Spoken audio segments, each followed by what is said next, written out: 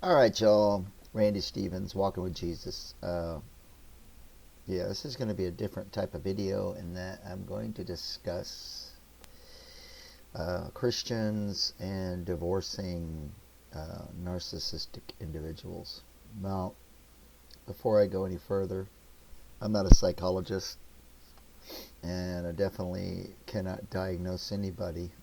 So when I use the word narcissistic, I will mean it in a toxic sense, in a general term, because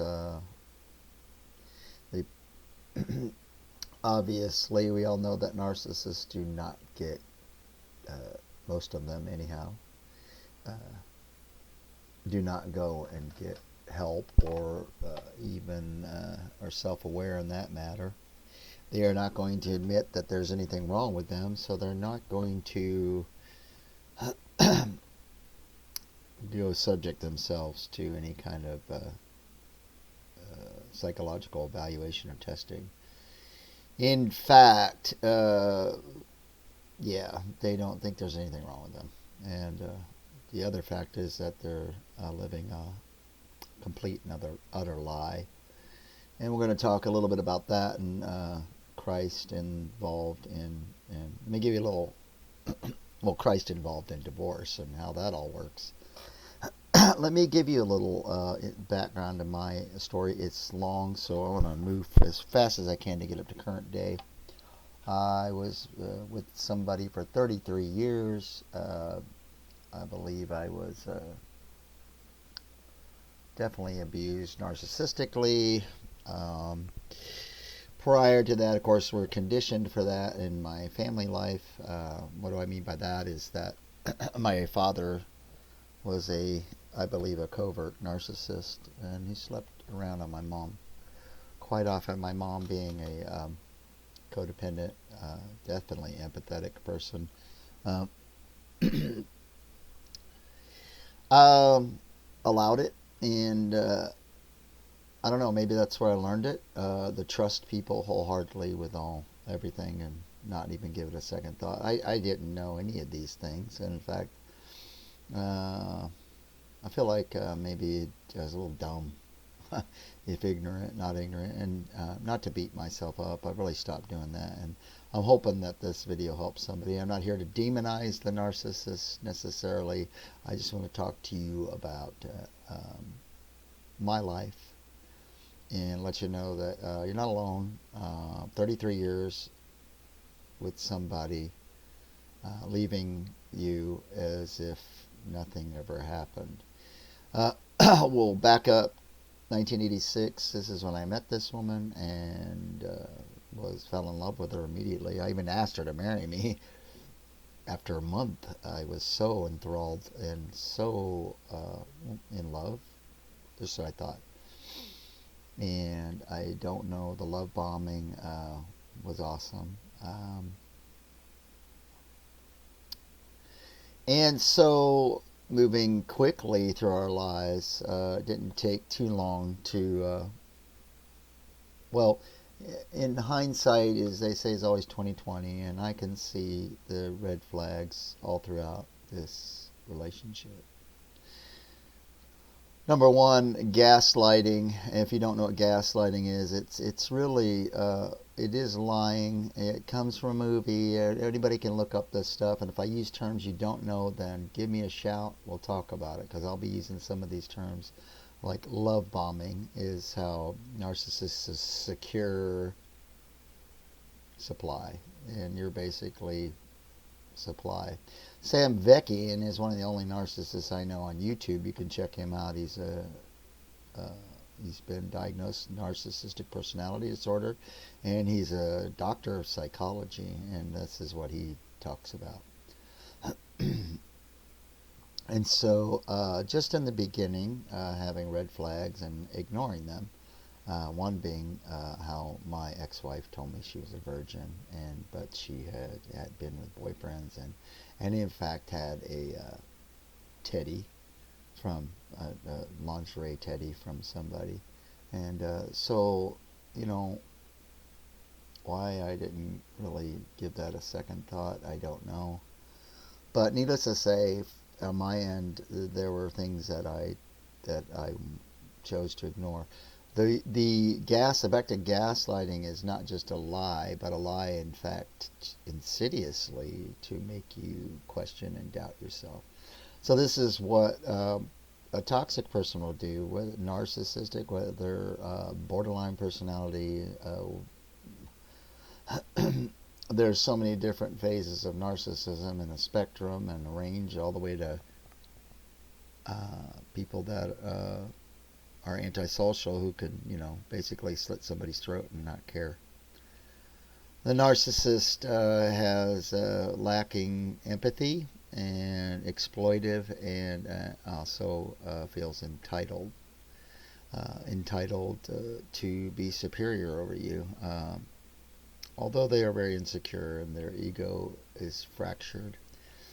So we went through life quickly, having children immediately, lots of them.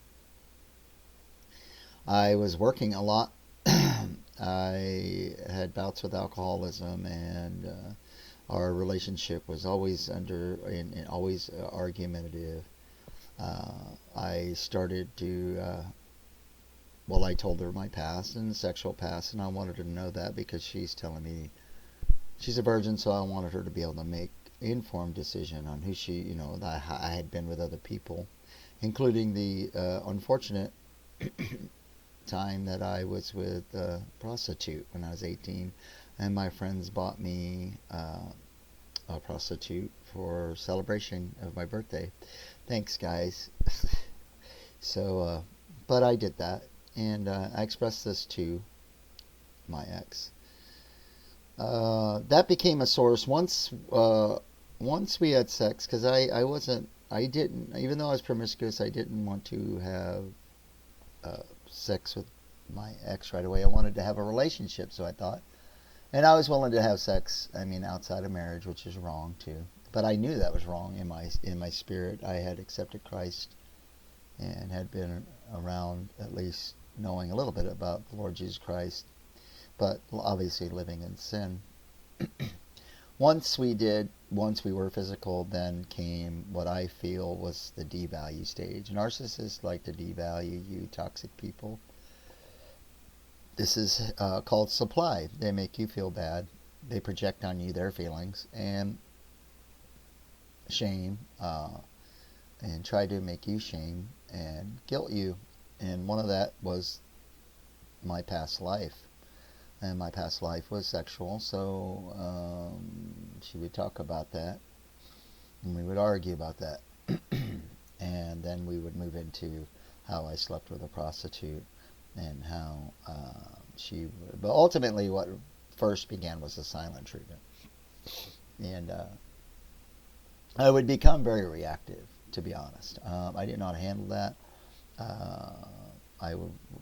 She wouldn't talk to me, and I would grab her arms and say, "Talk to me." I would be so hurt by that act, and then she would say that I was abusing her, and on this went on, and that I was an angry man, and would use provocation and provoke me, and this is the way it was. This is the way I felt after hearing that for so long, that I in fact had anger issues, that I was always a problem, that I was an alcoholic, which I was, but she was and is herself, and but of course I'm the bad guy, and that's what that's the way our relationship went, and for years, and arguing terrible arguments, and me yelling and screaming, in fact, at the top of my lungs,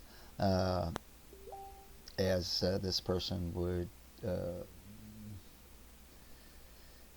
ignore me, invalidate how I feel, shut down, tell we're not going to talk. We never talked about these things, but all the while having sex and using sex as a tool, basically, and always feeling emotionally unavailable with her, or her being unemotionally available. I'm not. I'm very emotionally available, and called insensitive. I'm just saying these things. Maybe you can relate. and to the point when the kids were teenagers that I feel like she provoked me into this anger. And yes, I should have understood. I should have actually left, and I did leave and threatened divorce often. But we would never work this out, and showing my kids that side of me. So we moved. That was the order of the day. Even one of my youngest son, who is reactive, and would display uh, anger, and just would say that that's from me, that's from my seed, that's from my side, my problem. So moving forward, so showing others that I was an angry person, and getting me to react and provoking me and poking the bear, if you will, to the point. Flash forward to when the kids were out of the house and we moved to Florida, and I wanted to talk to her and say, "Hey, I want to talk to you, but and try to be careful because I'm always angry, right?"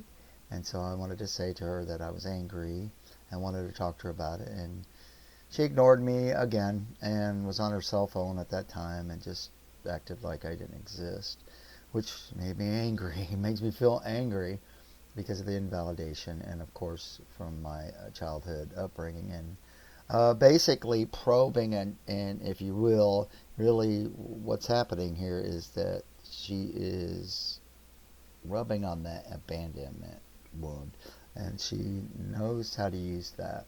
And this is what this kind of person will do. Uh, Dr. Phil calls them emotional baiters. You can look out on YouTube. I'll try to find that link and post it, emotional baiting. But we had this argument. She got out of I had to get her out of the car. We were going to go look for work together. I got out of the car because I was so mad. She got out of the car like nothing. I got in her face and said, "You need to handle this, and you need to get this problem straight, and you need to fix this." Because at that point, I had done everything I could, I felt like. I mean, it was always me, and it was always my problem, and the relationship was always on me.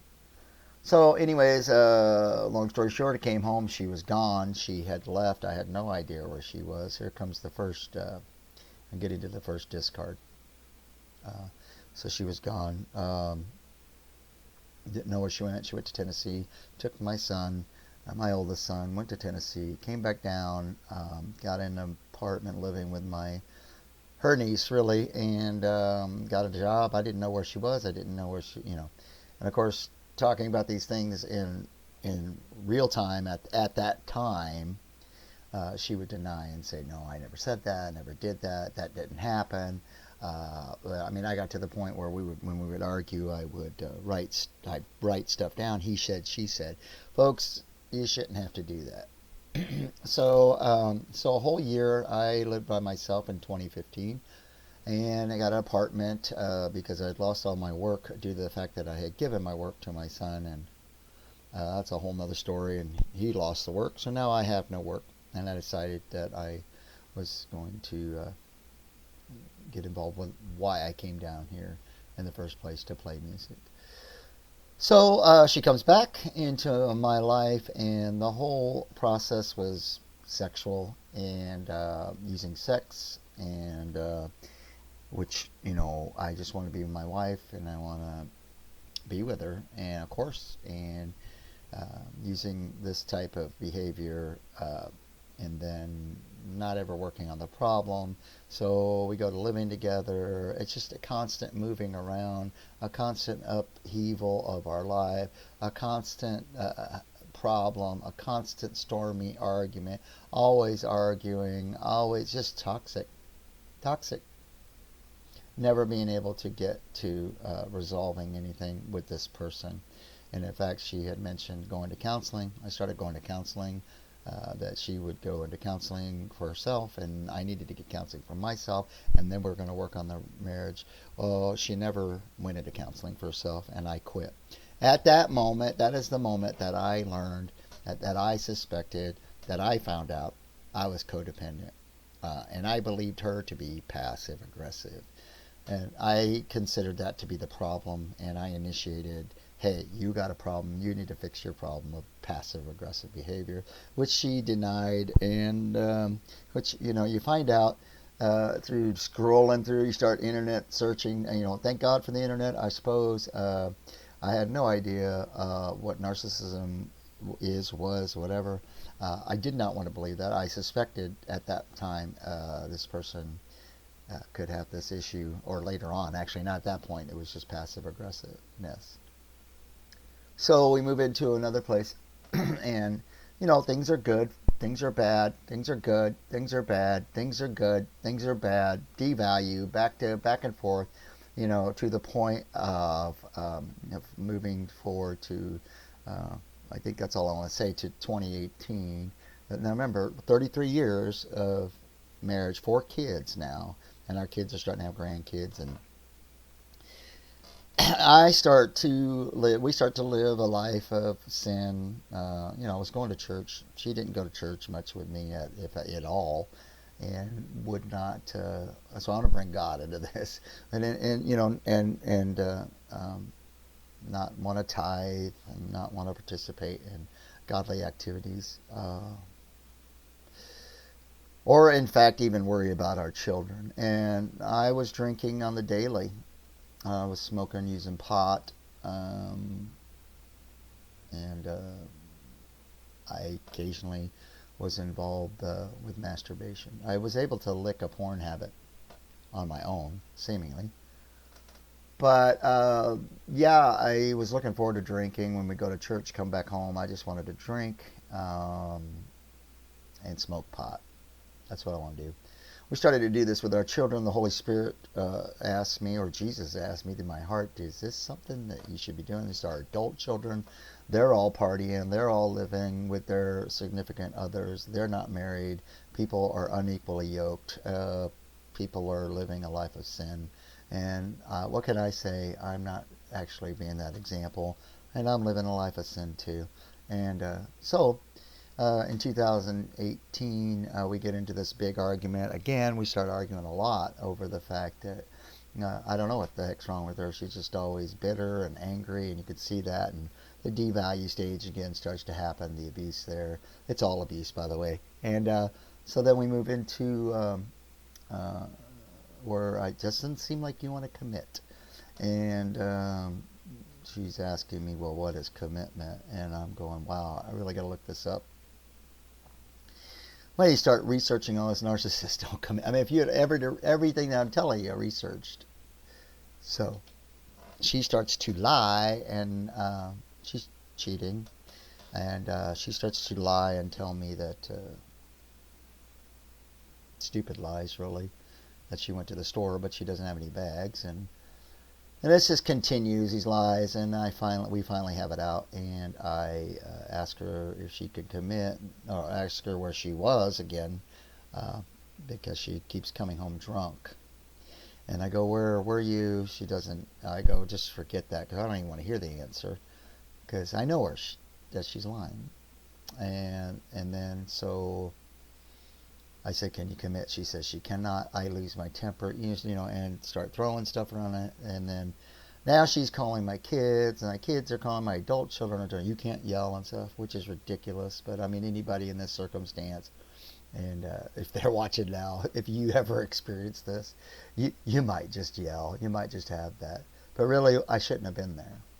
And that's really from the first moment that she came to me and was lying. Actually, all the devalue times. I spent 2 years in counseling, 2 full years. Well, we're almost creeping up on 2 years. Once a week, I was going to commit suicide. I had CPTSD. If you don't know what that is, maybe I'll do another video. I thought I knew what that was, but I was definitely trauma bonded, and that my idea of CPTSD, which is complex post-traumatic stress syndrome or disorder, is the trauma bonding. You're trauma bonded with this person, and they're trauma bonded with you too. And the codependent is the codependent, and the narcissist is the narcissist. But narcissists are also codependent in the fact that they need somebody. So we get out of that situation, and a week before Christmas, she tells me, a week before, she instant messages me that she wants a divorce. 33 years. And doesn't want to go to counseling and doesn't want to do anything about it. Moves in this young man, this 38-year-old man, to our place and is telling our kids that she's not having sex with him. They're just living together. And, you know, the lies are just, the whole thing's a lie, basically. You're in a lie. You're living a fantasy. This person does not love you and cannot, because they're living a false character. Now, I'm going to bring the Bible into that, because it took me a long time. I thought I could save the marriage. I didn't want a divorce. I finally filed for divorce. She hasn't done anything about it. I guess I got to get that happening. I don't know. It's always going to have to be on me. And my counselor finally told me that she supports my narrative, and that I'm not an abusive, angry man. And that, in fact, my children and family are toxic. I've had to remove myself from my children's lives because they are in support of the smear campaign and the lie that's going on there, and the narrative, the false narrative that she's feeding our children. And these are all lies. And I'm going to tell you why it's okay to divorce somebody like this. And, you know, I was holding on to my Christian values that divorce is not okay, and the fact that I didn't want a divorce, and I didn't get married to get divorced, and I thought I would be with this person forever, and it feels like forever. I definitely spent too much time. 33 years it's possible to be with a narcissist, and I believe that she's a covert narcissist, and there are other people out there. And I want you to know that if you need to talk to somebody, give me a shout. I'm going to put my email down. I'm going to put some other resources down for you as you might be going through the smear campaign with your children. I have a good article from a doctor, psychologist, and not getting validation from your kids. I'll leave that in the section below that you can link to. And I'm just going to give you some scripture as why you should divorce this person. Ephesians 5:11 says, "Have nothing to do with the fruitless deeds of darkness, but rather expose it." And that's what we're doing right now. Again, I'm not here to demonize this person or narcissism. You know, I bear responsibility for staying. Although I did not understand what I was involved with, and didn't even understand my own reactions, to be honest. And those are my responsibility. I'm responsible for those, and some of very regrettable reactions to this person. If I would have loved myself and truly and honestly, and I wouldn't have stayed. So Proverbs 12:22 says, "Lying lips are an abomination to the Lord, but those who act faithfully are His delight." In Proverbs 19:9, "A false witness will not go unpunished. He who breathes out lies will perish." This is pretty convicting for all of us, really. "You are of the father the devil. He was a murderer and a liar from the beginning, and has nothing to do." I got to look this. It has nothing to do with the truth, because there is no truth in him. He lies. He speaks out his own character, for he is a liar and the father of lies. In Revelations 21:8 says, "For as the cowardly, the faithless, the detestable, the murderers, sexual immoral, sorcerers, idolaters." We talked about sexual morality in my last video. Sexual immorality, sorcerers, idolaters, and all liars will have their portion of the lake of fire. There are 6 things that the Lord hates, 7 that are abomination to Him: haughty eyes, and lying tongue, and hands that shed innocent blood, a heart that devises wicked plans, feet that make haste to run to evil, a false witness who breathes out lies, and one who sows discords to brothers. In Colossians 3:9 and 10, "Do not lie." I mean, we could go on and on. There are 100 verses on lying. And this person that you're with, the narcissist, the toxic person, is a liar. They don't even have a true self. And the person that they're exposing yourself to, I believe the reason why my ex finally needed to find somebody else is because I wasn't giving her the supply she needed. I wasn't buying into her lies anymore, and I was standing up for myself, and I was standing up for the way I feel in the relationship, and I was standing up finally for what I need. My pastor, who I talked to many times over, said that the Lord was speaking to him, and this was idolatry, and it was confusing to him, or not confusing, but he didn't totally understand it. And as I've gone on to understand the idolatry side, I understand because I put her up and put our relationship and our marriage and everything else above the Lord God Almighty, who should have been first. Seek ye first the kingdom of God, and all these things will be added unto you. So God removed me painfully as I was on my knees for a year, asking him to restore our marriage, asking the church to restore our marriage, praying, leaving prayer requests, having people pray. Nope, the answer is no. With a person like this, you need to leave, you need to run away, you need to get away, you need to stay away, and you need to go no contact, and you need to never have contact with them again. They will come back, that's a possibility, to try to hoover you. They might try to love bomb you again, but you need to understand something, that this is not somebody that your marriage was not. If you were married to somebody like this, your marriage was not a godly marriage. It wasn't a truthful marriage. And so at that point, it wasn't a real marriage. And I suggest, if you don't know about this type of behavior, there is a total pattern of love bomb, devalue, and discarding. If you need to know more about that and you're confused, if you're coming straight out of the relationship, you're going to be confused, you're going to be trauma bonded, you're going to have cognitive dissonance, you're going to be you've been abused, and you've been emotionally abused, psychologically abused, and it's affecting you. And I'm up to 2 years. I'm finally feeling free. And I'm finally coming to the point, as my counselor says, where my boundaries are good. I have healthy boundaries, and in her words, I'm crushing it and crushing recovery. This is not somebody I need in my life ever. Any kind of this kind of person. I binge watched everything on narcissism. I've read books. I mean, I'm over it. I'm tired. But I have a lot of information if you need, and if you're hurting and you need to have somebody to talk to about it. And I've had pastors tell me to divorce this person, counselors tell me, multiple counselors tell me to divorce this person. And quite honestly, I finally came to the realization in my own narrative and my framework and how I view this as God's doing and God's will for my life is to save me. I don't know if I would have been dead. I had high blood pressure. I suffered heart arrhythmia, which I don't anymore. And although I was devastated and destroyed, and that's what they do. This is what they leave a wake of devastation, and they don't care. My ex went on to her new life without missing a beat, and a new person in her life. And that person will get the same treatment that also my children, who I don't talk to, that was devastating to me. That was probably the worst thing, is the abuse via proxy through my children, and continues today. I've had to let them go too.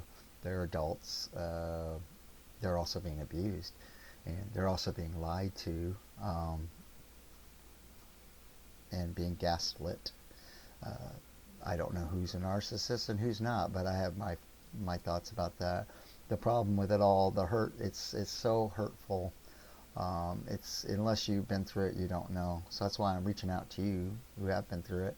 You need somebody to talk to, man. I'm here for you. Just grab my Walking with Jesus email. Give me a shout. I'd love to talk to you. Put some comments in there if you want to give some support to other people. But I'm here to support you.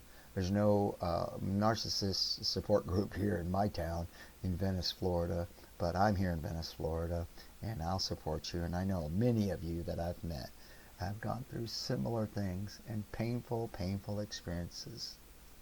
But the upside is the Lord has taken me and taken me out of that and saved me from that, so that I could now serve Him 100%, sold out to Jesus. and my relationship with him is so important. I'm looking for a new wife, and that ain't easy either. But I know the signs to look for in narcissism. I know the 3 E's that I explained to you earlier, and you need to know what you're dealing with, and you need to get out there and get a hold of any resource you can. So, and don't expect to heal right away. When my counselor first told me it would possibly take 2 years, I was angry. And here we are at 2 year mark, and I'm starting to finally feel better. And 2 years is a long time, but 33 years was a long time. I've heard other people, like the man, can't know his name, but he has the royal we. It took him 5 years, and he had to move, or he felt like he needed to move away from his home and relocated, I think, to St. Louis. I don't know where he was from, but I'm just telling you, this is not something that you just get over. But it is something you can get over, and it is something you can learn from. It is something that is ungodly,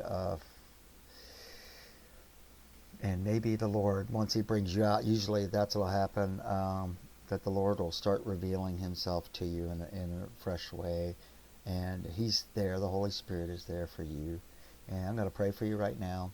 Write me. I'm here for you. You know, just write me. I'm Randy, and I'm walking with Jesus. Father God, and just lift up those that are dealing with the same things that I've been through, Lord. And if I can minister and be a light to them and help them as they navigate through this difficult situation and season. And Lord, it is so painful to think that this exists, and this type of thing could even be, and I just pray that people out here in this video would not be in denial, but accept it for what it is, and that'll help them to move on and to heal. And Father, I just pray for healing for myself and for those out there who are dealing with narcissistic abuse, Father, or any kind of abuse, emotional abuse, any kind of physical abuse, any kind of domestic violence. And Father, I just I praise you and I thank you in Jesus' name. Amen. Amen, guys. I'll talk to you later. Bye.